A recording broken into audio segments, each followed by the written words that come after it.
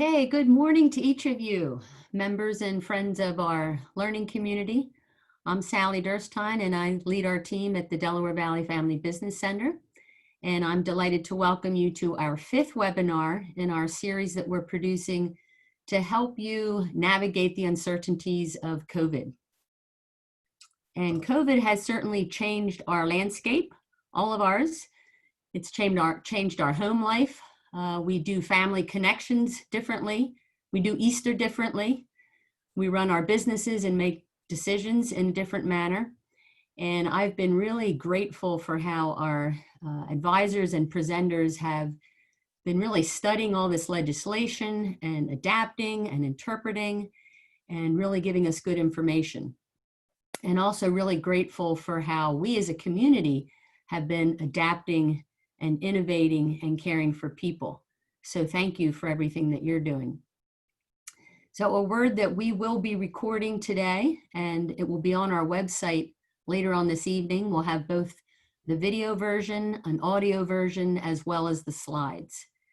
And you also have an opportunity to ask questions, and Jared is going to talk about that right now. Yeah, so if this is your first time, I think less and less as we move forward will it be people's first time on Zoom.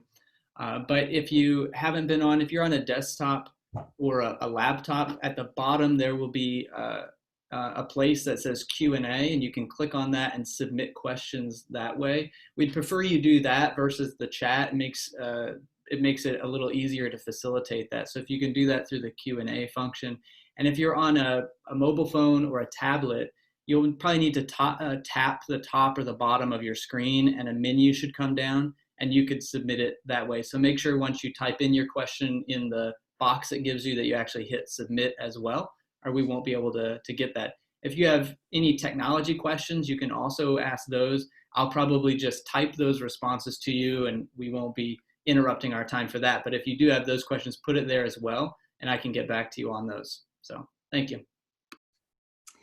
So today, we're going to be talking about beyond survival, how to adapt your family business for sustainability.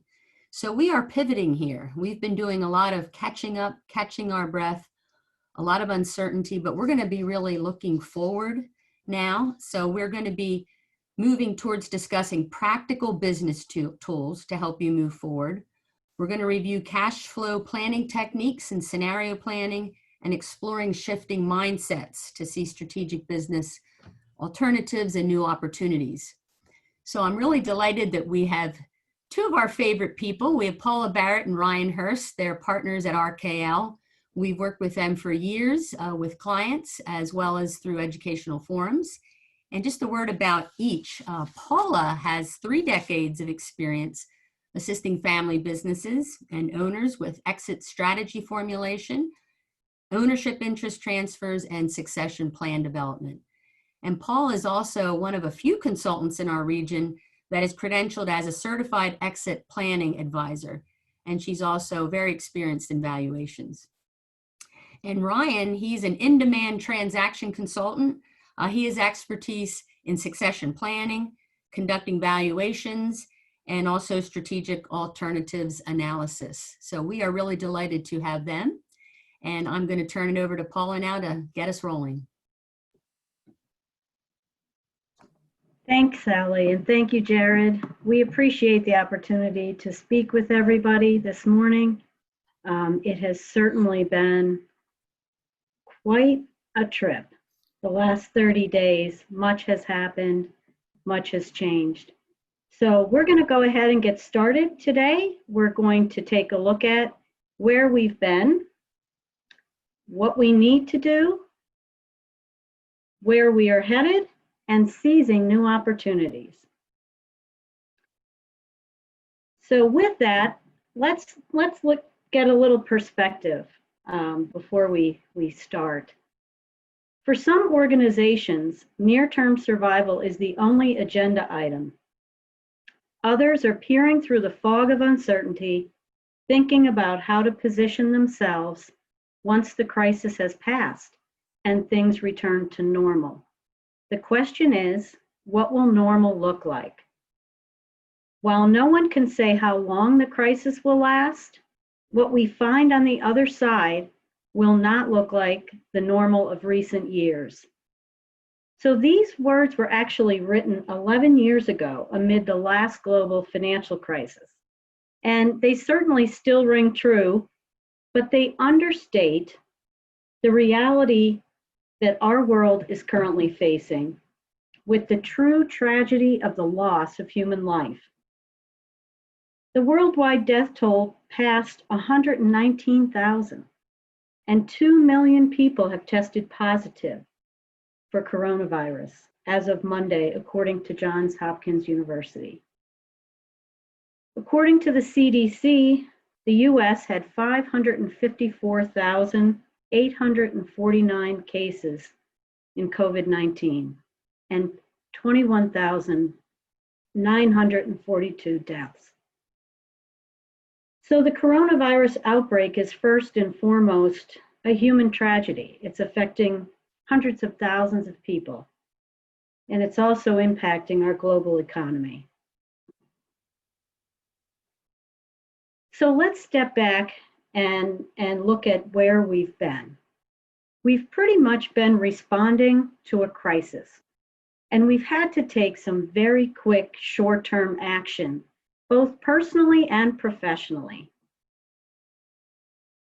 So a little over 30 days ago, which is so hard to believe, the World Health Organization declared COVID-19 a pandemic, causing a huge impact on all of our lives and our communities. 1 week later, we had our first piece of legislation, the Families First Coronavirus Response Act, signed into law. And just 9 short days after that, we had our second piece of legislation, the Coronavirus Aid, Relief, and Economic Security Act, signed into law. And just last Thursday, additional guidance was released on the Main Street Loan Program. So we have all been scrambling to keep informed, to stay educated, to understand. A lot of guidance continues to be issued and clarifications. So it's presented a challenge for each of us to stay up to date with health guidance as well as the business guidance. As I said, one of the first things with the coronavirus is that cash became a priority. So the drastic shutdowns necessitated us to take quick action and to conserve and preserve cash.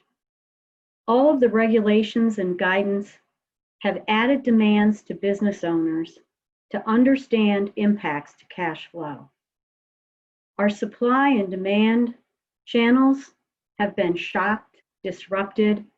In some cases, they've stopped altogether. We've had to find alternative sources in some cases, and all seeking to understand the impact to our business and our cash flow. Operations and workforce management have been tremendously impacted. And we've had to take actions to reduce expenses and preserve cash. Now we're shifting our attention to loss recovery, and all of these actions are continuing in a circle to continue our businesses. So this next slide shows a nice schematic of our short-term response over to the left, and then as we move across into a more strategic response. So we've formed crisis teams. We've consulted with advisors and assessed our cash flow. We've taken those immediate steps to conserve cash. Yet the pandemic continues, and the real challenge is that we don't have a concrete date. I think if we all knew, okay, by June 30th, we're out of this and life is going to return to what we know it has been, it would be far easier to plan. But we don't have that knowledge, nor do we anticipate that life as we knew it pre-COVID-19 is going to return post-COVID-19. So we're assessing the long-term impact on our businesses as a result of some of those short-term decisions and actions. We're trying to understand taxes and incentives and how those will play in. And we're developing recovery plans. And in some cases, unfortunately, we've had to look at bankruptcy and other restructuring options, and continuing to implement and reassess. So as we make decisions, we look at the impact of those decisions, we reassess, and we go right back and reassess and make decisions. So we've provided for you a table on the next slide of some liquidity issues and steps that either you should have taken or you should take if you have not. So I'm going to leave that as a resource tool for you, goes through all of the various aspects, and I think it can be very helpful to each of you. So what do we need to do? What are our next steps? Where do we go from here? None of us know when things will bounce back. And we certainly know that our worlds are going to be forever changed. I mean, we're using technology in ways never imagined.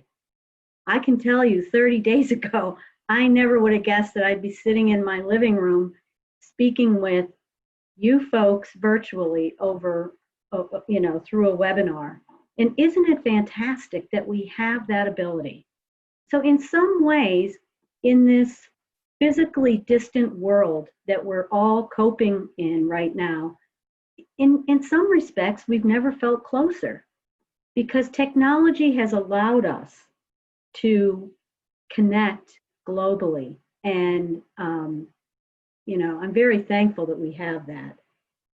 I'm not sure how many of you enjoyed Andrea Bocelli on Easter Sunday, but he gave an incredible concert at the Duomo in Milan, and millions of people experienced that live concert. Each of us in our own living spaces. How phenomenal was that, and how generous of spirit for him to give us that gift on Easter. So humans are adapting. We find ways, and businesses need to do the same. So let's look beyond next week. We need to continue to forecast cash flow, and we need to look at 30, 60, and 90 days out. The assumptions, albeit, are difficult to identify. There's a lot of uncertainty. But I think the key to the forecasting exercise is looking at those assumptions and seeing how sensitive your cash flow and your bottom line are to those assumptions. So it's really understanding the interconnectedness between your revenue and some of your expenses, your cost of goods sold. And as I said, reassessing is key. So as we, gain understanding, make decisions, implement change, we need to then step back and take a look and see what the impact has been. So let's look at revenue. How has COVID-19 impacted your revenue stream? Has revenue shifted from one source to another? The easiest example are restaurants, right? They've gone from a full service model to a carry-out only model. And are you fully functioning due to the nature of your business? Are you an essential business? And perhaps you've actually had to increase operations due to increased demands. That can present some other challenges. So even if you are continuing to fully function and operate, you still need to do your cash flow forecast. You need to make sure, for example, that you are going to be collecting your revenue, getting the cash in the door so that you can continue to provide those services or to produce those goods. You may need to revisit vendor and supplier relationships to keep your business non-interrupted. Or is your business totally shut down? And if your business has been impacted in that way, then it's time for you to plan for your emergence from this shutdown environment. What is your business going to look at? First and foremost, you need to make sure you have a viable business. Has the changes that we've experienced, have they impacted your business so much so that you need to rethink your business model or your mission and your service delivery? So in your cash flow forecasting, you want to vary your assumptions going forward. And you want to look at what impact they're going to have on your bottom line and on your cash flow.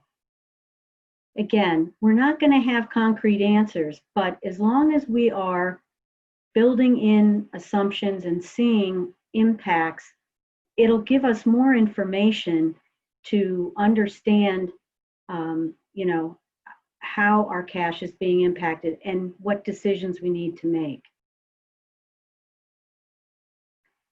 So gross profit margin represent your direct cost components. Those are the expenses that you incur in the production of goods or services.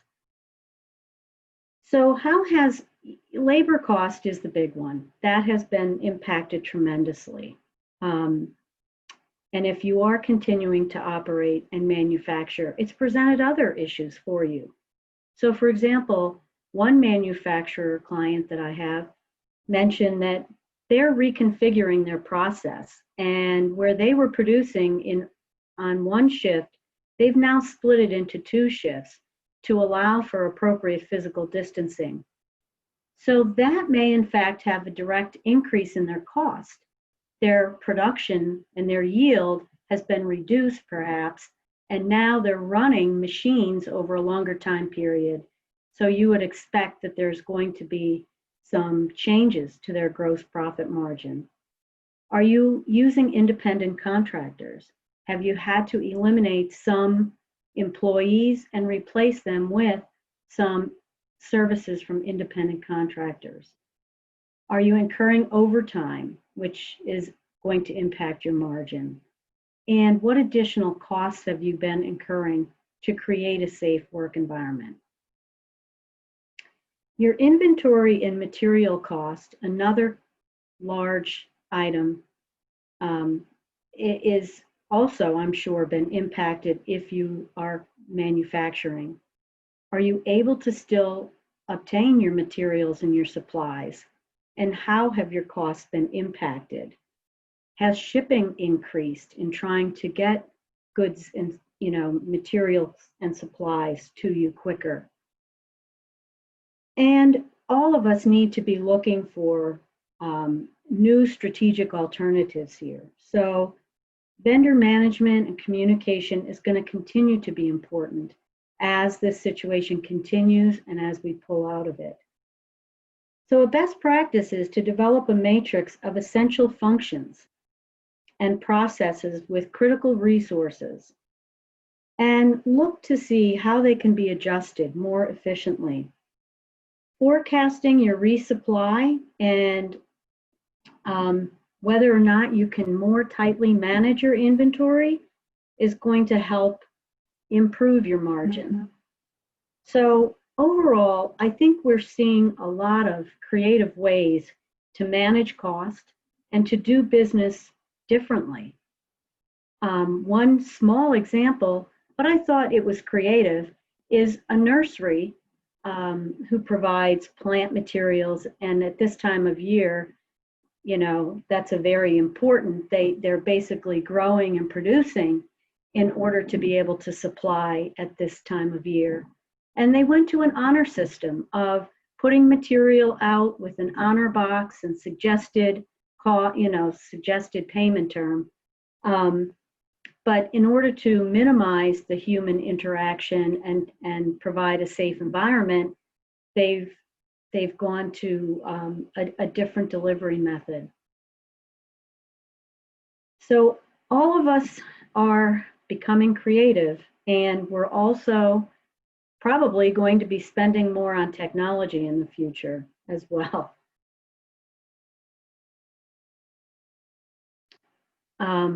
Okay, so next slide on operating expenses.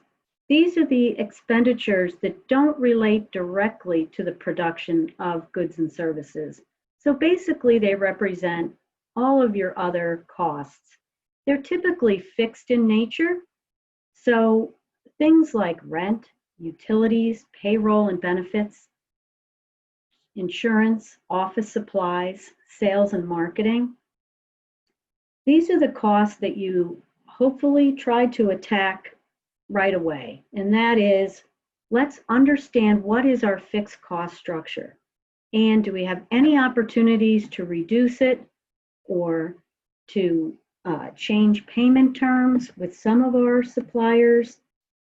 And are there any alternatives that we can use to try to minimize those costs? So it's important to understand what your fixed costs are and to understand what your margin is and your contribution to profit to evaluate what some of your new break-even points are.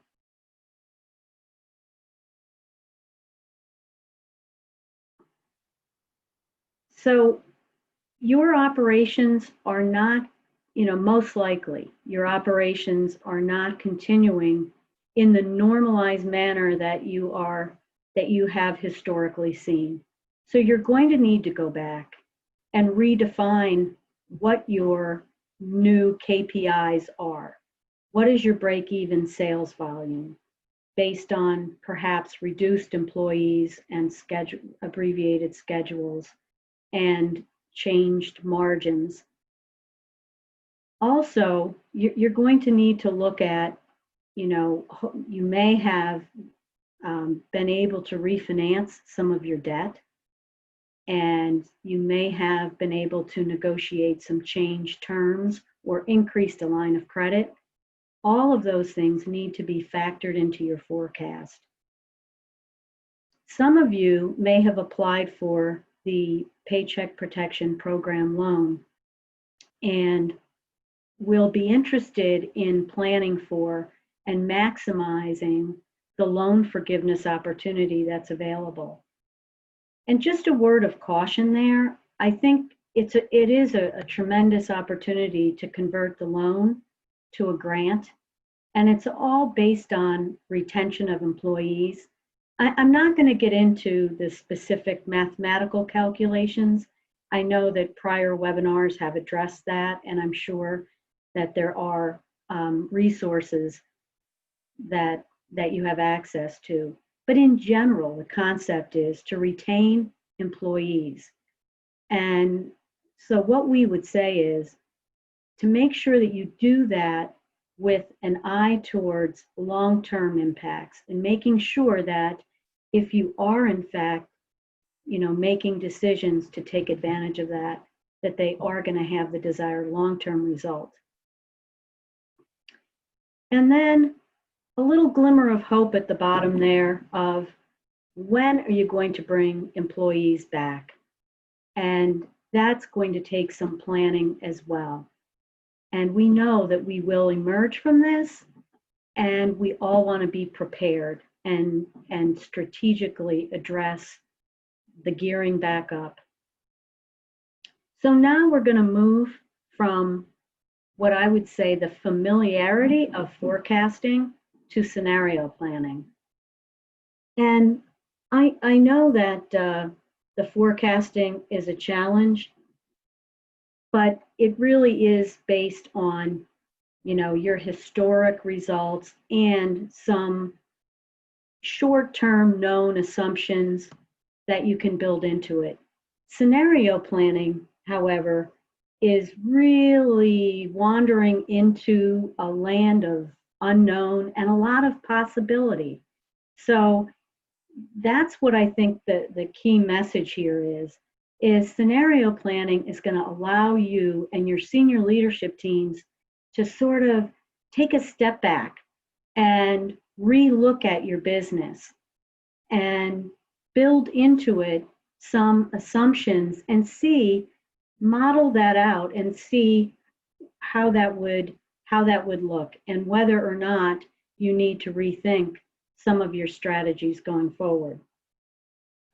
So more precisely, scenario planning is identifying a specific set of uncertainties. They're your different realities of what might happen in the future of your business.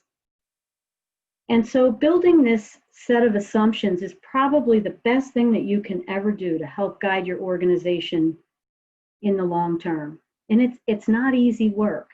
It does require some out-of-the-box thinking and shedding some of the traditions and norms of your current business model.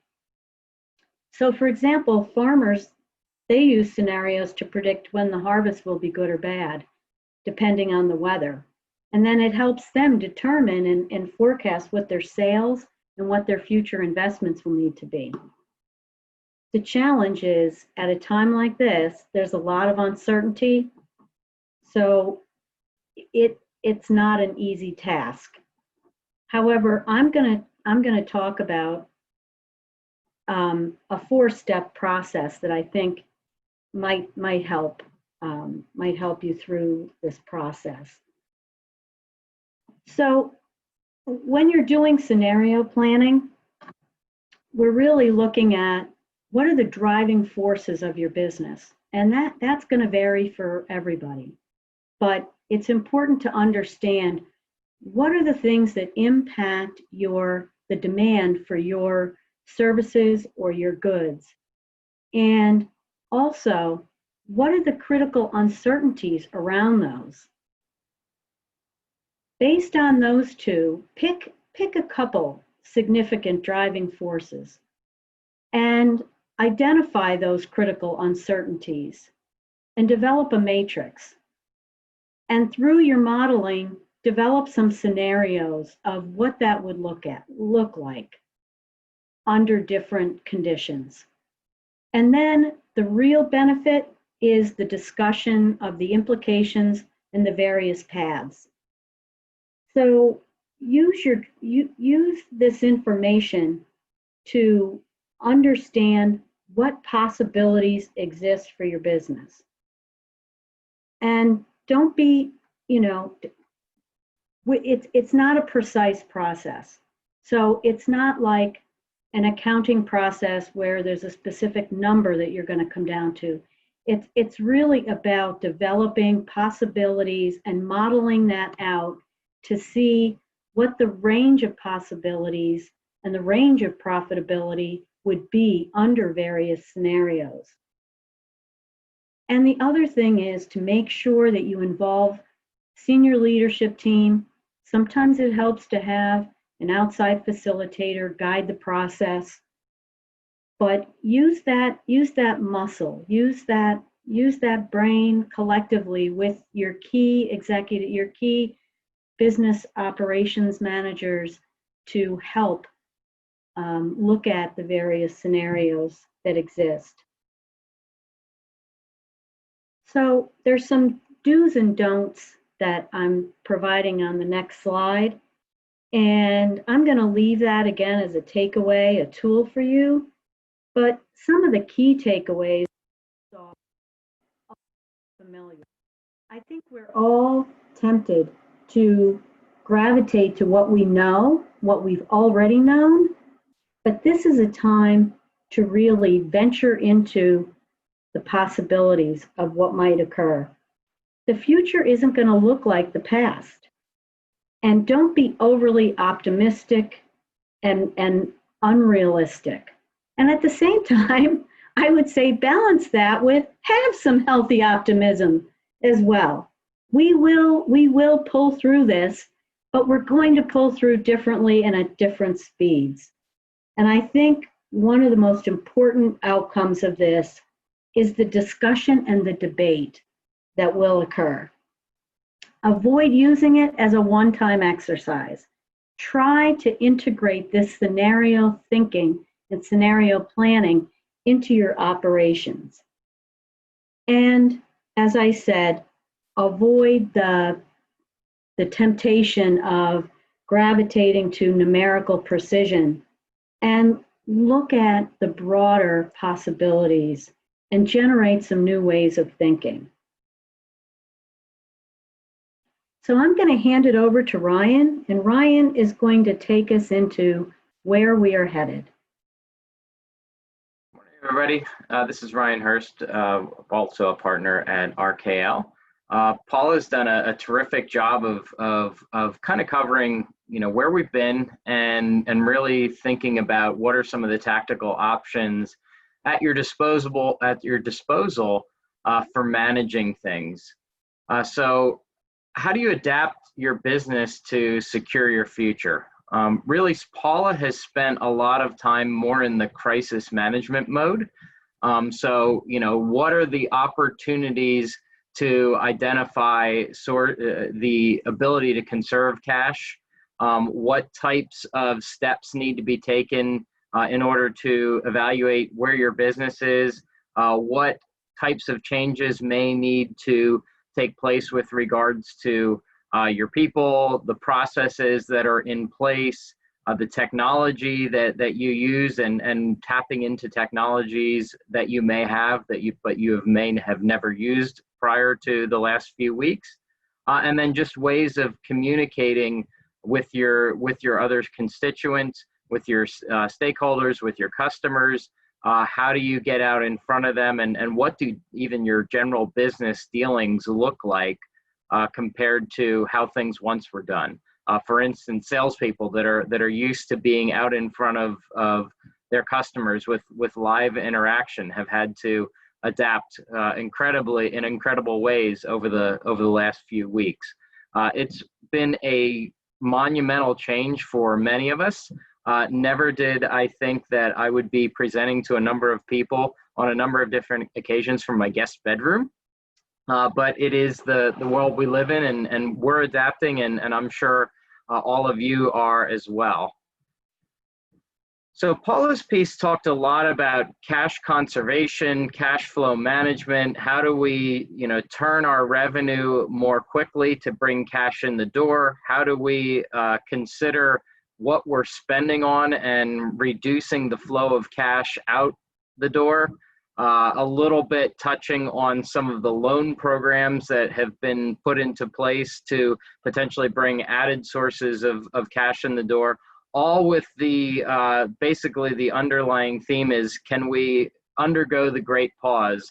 Can we just let our businesses sort of survive for the next, hopefully, weeks and not months or longer, in order to try to get back to some semblance of normalcy when we all escape from this crisis. So what I'm going to cover now is taking us from that crisis management mode, hopefully into the point where some of you are starting to experience some level of stability, or at least some sort of sense of normalcy in the current environment, where you feel you have some control over the situation. You're starting to think that, all right, I'm going to shift from just being totally reactive, totally dealing with the fires that I'm constantly putting out, totally immersed in just what is the next thing that's just coming at me. And I feel like I'm just getting bombarded by tennis balls with one racket, and I'm just trying to hit them all out of my court. So how do you shift from that sense of stability then into a time of potential opportunity for many businesses? And here's oftentimes in any kind of a recession, and especially a situation like this, the opportunity sometimes lies in those that are most creative and in some cases most aggressive, and saying, okay, this is a framework where I can reimagine what my business will be. What is my new normal? Is my old long-term plan still relevant? Or do I need to start reconsidering the direction that I want to take my company? I can start to think, are there ways that I can actually take my business and come out of this even stronger than what I was coming in. There's a saying that iron sharpens iron, and I think it's very true in this type of a situation. And finally, it's making sure that you're realigning all your organizational and stakeholder objectives, making sure that everybody is on the same page, and that if you're starting to go on the offensive, that you have a team behind you and all your constituents are on board with that, because you have enough battles to fight. You don't need to fight an internal one at the same time. So the remainder of our presentation is going to be focused on the latter, the opportunities. How do we seize these opportunities? So first off, what does that mean? I think, if you look at it in some sort of almost a military context, do we attack or do we retreat?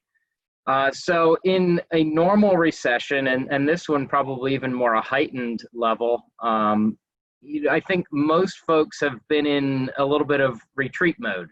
And that's only natural because we've had something thrust upon us that was completely unexpected, and few, if any of us, were at all prepared for this. So what are our companies typically doing in such an environment? Generally, they're cost cutting, they're downsizing, they're reducing non-essential people, they're cutting training, they're cutting their R&D, they're reducing their marketing budgets, they're reducing or eliminating spending on any kind of a technology. Some are even going as far as to say, let's cut things, let's just cut entire pieces of our business, let's divest of a component of our business that maybe was once our long-term play and with the future of our business, but right now it's not making us any money and we need cash coming in the door. That's a fairly typical scenario in any recession, and it's not necessarily any different right here. But companies, when they take these tactics, sometimes they're doing what's necessary today at the expense of value creation tomorrow. And what I want to focus on is really thinking longer term and saying, how do we really focus on the tomorrow? How do we make all of ourselves have better businesses that are set up for whatever the new normal is? So are you missing an opportunity with these things? The great thing about any recession is a lot of critical resources go on sale. As other companies are laying off their people, that provides an opportunity for you and your business to secure some talent that not too long ago was really difficult to access. With that talent, oftentimes comes ideas, intellectual property. Again, whether it's the creative component or perhaps other businesses that are cutting certain elements and saying, look, we have this patent, but we're really not using it. Why don't we just sell the thing off to get some cash in the door? That could present an opportunity for you. Brands, the businesses that have their brands, is there an opportunity to kind of reposition how your business is even thought of, to demonstrate the character of your business, perhaps compared to how some of your competitors are operating in such an environment. Do you have access to materials or equipment or technology that are just on a discount because maybe somebody was too stocked up or too equipment happy for the future? And do you have an opportunity to provide cash injection to somebody else, but that you can ultimately get the equipment that you need for the future at a discount? Are there ways that you can reach out to your customers and potentially your prospects in a different manner? Are there different sources or ways that you can tap into them instead of always being perceived as a salesman? Well, that's the sales guy calling again. He's making his regular monthly call. Are there opportunities that you can be helpful, helping these customers, these vendors, whoever it is, in their time of need?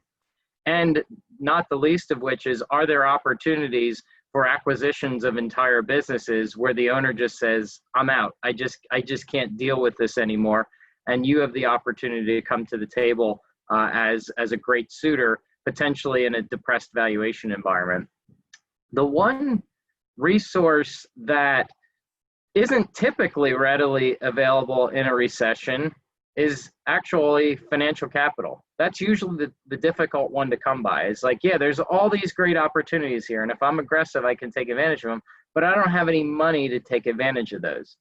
The interesting dynamic today is, at least at the moment, there's not really much of a credit crisis. The government has been coming out with these loan programs. There's the PPP. There's the Main Street Lending Program that was just provided with some details last week. And while these programs are not necessarily meant for being opportunistic with your business, they are the types of things, though, that you could look at and think, oh, is there something that I can do? You know, maybe I don't have work for all my people, at least their normal work. But what if I had them on my payroll that is basically funded by the government, and then I can use them to start working on some of those things that we've never really had time to work on before? You know, everybody's so busy with their day job, we never really have time to work on the business. What if I can utilize some of my people to start rethinking the way that we undergo our processes? What if I use my people to start thinking about, you know, just the ways that we reach out to our customers? You know, whatever it is that's in your business, is there different utilization of your people in a time where maybe they're not busy with their day job, and maybe there's actually financing in place to pay for that, you know, kind of quadrant 2 Stephen Covey thinking. So the big question then is, if you say, okay, that makes sense. Like, I'd like to go on the offensive. I'm thinking, you know, maybe I'm there, but I'm a little scared to do so because I've been putting out fires for the last 3 or 4 weeks. I don't know what the next ball coming at my head is going to look like. How do I know when I'm in this position? And I think that the number one thing that's really, you know, that's really important is having a thorough understanding of, you know, your as long as you have a thorough understanding of your personal and your business long-term goals and objectives, I think then, you know, that you're in a good position to start off on that track. You'll also need to have the ability to assess your internal availability of resources. So knowing, you know, who you are, where you're at, you know, what resources in the new normal are going to be vital, and, you know, where the gaps are in between what we have now and what we'll need in the future. And then finally, how do you fulfill some of these needs? Is there a way that you can either build it, create it in-house, you know, putting your people to work maybe in a different fashion, as I talked about a moment ago? Is there a way to partner with somebody else doing these things? And finally, is there a way potentially to just buy it? Is there a business? Is there a business unit? Is there a way to acquire outside talent? What are some of the things that you can be doing to come across here? This is just really kind of a takeaway tool with respect to that last slide. Nothing that you necessarily have to you know, do in this exact manner, but we were thinking it would be helpful if you had a tool. So what if you went through these types of critical areas, and undoubtedly with your business, there may be some others, but you know, what if you looked at these areas and said, what are important to me? What is my current situation? Starting to map out, what does it look like? And where do I want to be? And then ultimately, how do I get there? What are the ways that I can look by either building, making, creating, partnering with somebody else, or acquiring some resources? How do I actually tactically go about that, and starting to set the stage for actually making, you know, making an acquisition or some sort of creation of other talent? So I jumped ahead of myself a little bit a couple slides ago, you know, understanding when it's time. But really what I think is important is, you know, you'll have a good feeling when you're ready to shift to offense, when things start to feel under a little bit more control. You'll have that feeling, that sense of financial stability. You'll have the access to capital. You'll feel like, all right, I'm good there. I'm not worried about bleeding cash. I'm starting to even think about where my everyday mentality lies. Am I shifting my thinking from the inside to the outside? Am I starting to think, instead of like, all right, I need to worry about my people, I need to worry about what they're doing, I need to worry about how I'm going to pay my bills, to, all right, I think that stuff seems like it's ultimately under control. I think another good indicator is if you're feeling like you're starting to get ahead of the game compared to what some of your customers, your suppliers, your competitors, what are they doing? You know, are you feeling like you're in a better situation than where they are? Yeah, so that's a good indicator. Ultimately, then, are you feeling ready to make an investment and assume the risk that goes along with that? Because at the end of the day here, you know, those that are the most opportunistic are placing some decent bets, because the future right now is completely unknown. We know that eventually we're going to get through this. We don't know when that's going to be and how hard it's going to be to get there.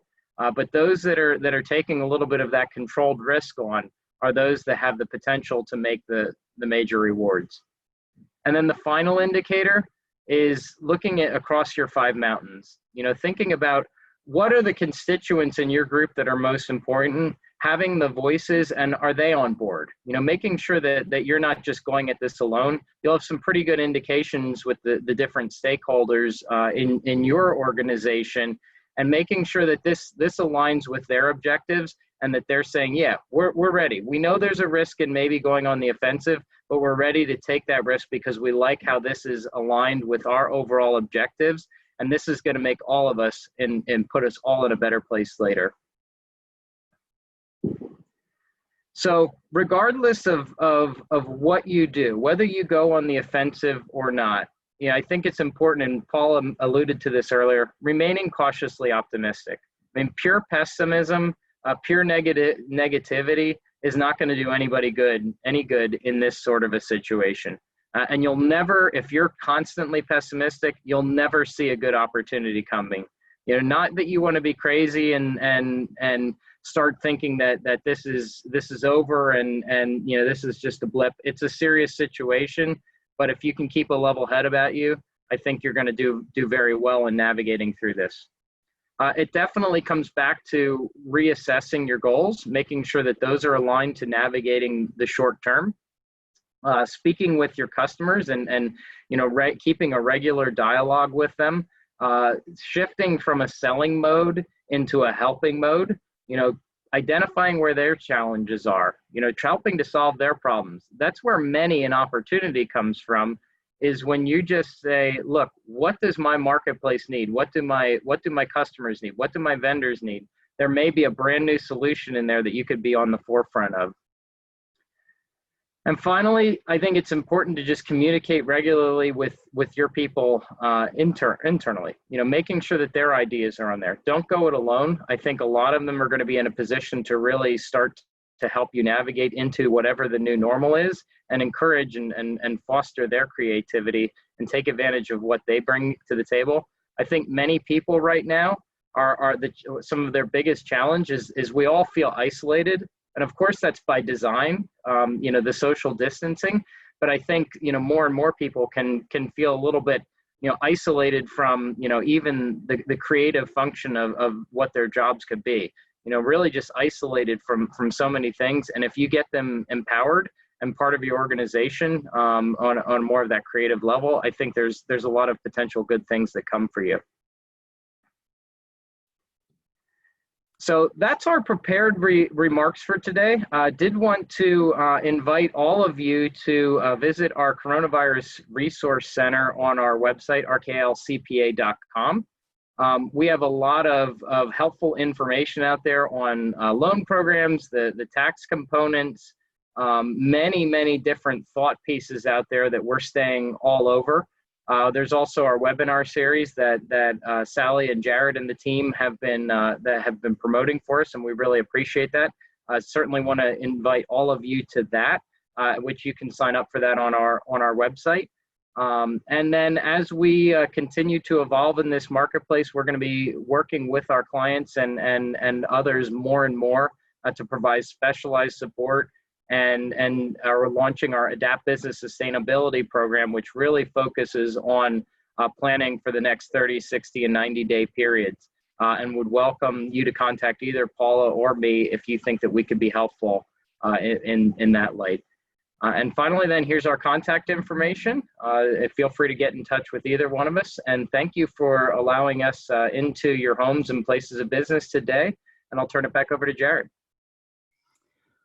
Well, Excellent. Ryan, yeah, thank you, Ryan and Paula. I do believe we might have had a few questions. Any that you wanted to answer now, Ryan?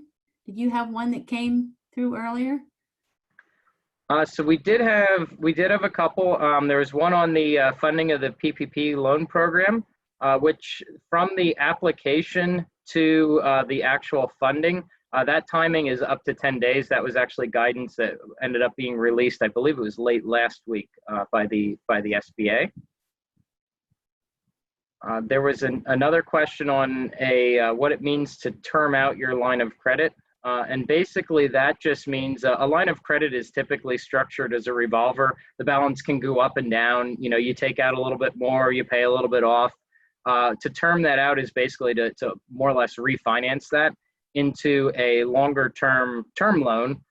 Think of it more like kind of your home mortgage, where you have a set payment each month, and it's not the type of thing that the balance goes up and down. It's just a set balance that ultimately amortizes, and you're basically converting that revolving function into a longer term function. And I don't see any other questions in the queue now. But if you have further questions, Paula and Ryan are welcome, are inviting them. You have their contact information. And as I said before, we will have the audio and the video available and the slides on our slide.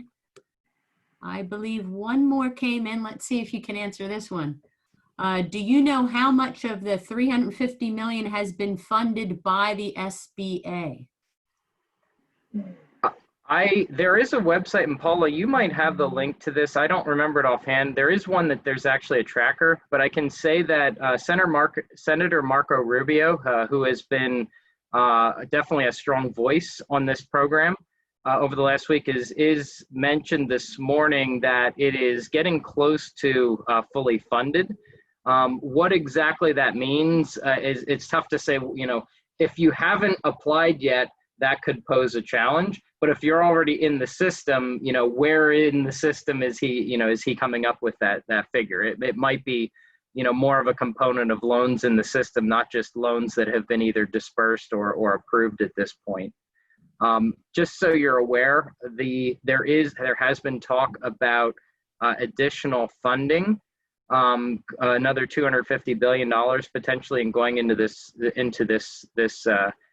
program. So that's something that remains to be seen. I know there's been some quarreling in Congress over that, but you know, I think there's the high potential for more funding in coming into that program at some point. Okay, thank you. There's another question. Go ahead, Paula. Paula. And Sally, I was going to mention there was a question that had come in about are family, shareholders, and corporate officers allowed to apply for unemployment benefits?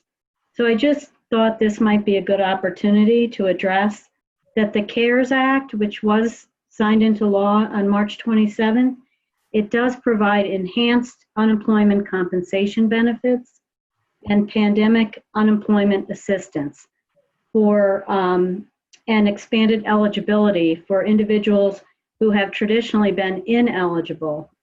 So the self-employed and independent contractors, you know, may qualify for the pandemic unemployment assistance. And the way in which you would apply, you do not submit an application through the regular unemployment system. There is a separate application process on how to apply. And that's at www.uc.pa.gov.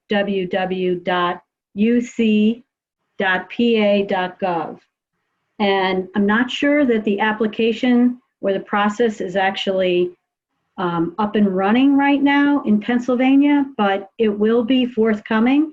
And so there will be some unemployment relief for folks who may not traditionally be eligible. And that too, we have a really good resource on our website all about the human capital issues related to the pandemic. Thank you. And two more questions. If you could clarify if you can utilize the forgiveness portion of the PPP loan if you got an EIDL. So the big thing there is you do not, you can't use those two loans for overlapping purposes. So for those that applied for an EIDL, I think the date was through April 2nd or 3rd. They were able to refinance that EIDL into a PPP loan. There's sort of a mechanism in that. But basically, they would refinance that component. So if they got an EIDL to continue payroll, then since the PPP is payroll driven, you would basically refinance that into the PPP loan, and then you would no longer have that dual purpose or conflicting purpose, two loans for the same use of proceeds. Okay, and how about the shareholders or owners in regards to unemployment? Here's, sorry, go ahead, Paula. No, I was just going to mention, I think it depends, if you're a partnership, for example, you're considered an owner. And as I mentioned, there is some, relief for self-employed individuals. But there is also an opportunity to apply for a PPP loan for the self-employed as well. And that date was, for applications, was beginning last Friday.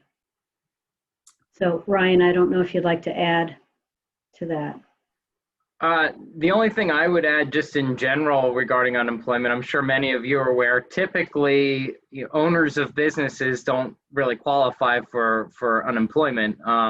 There is a mechanism in here that does take that into account.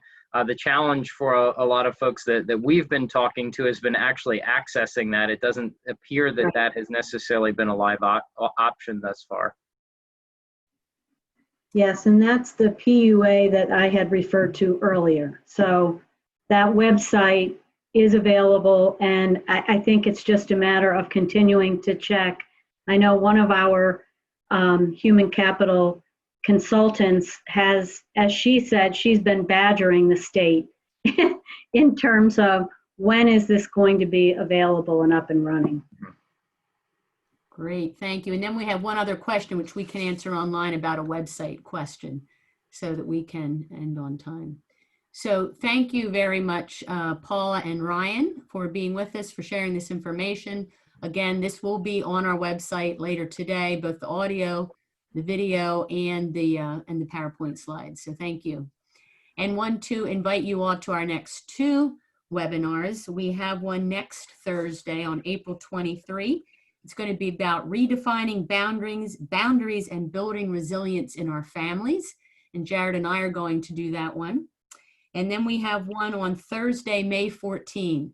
This was going to be our breakfast forum with Greg McCann. We had him several years ago. He's a long-term colleague of mine from Florida, from Stetson University. He helped actually to set up the first major in family business in our nation. He's a family business advisor, very much aligned with our philosophy, and he's going to be talking about developing leadership agility, which is very much in line with our theme this year around emotional agility. So thank you everyone for joining us, and we look forward to connecting soon next Thursday, if not before. Best for your day. Thank you.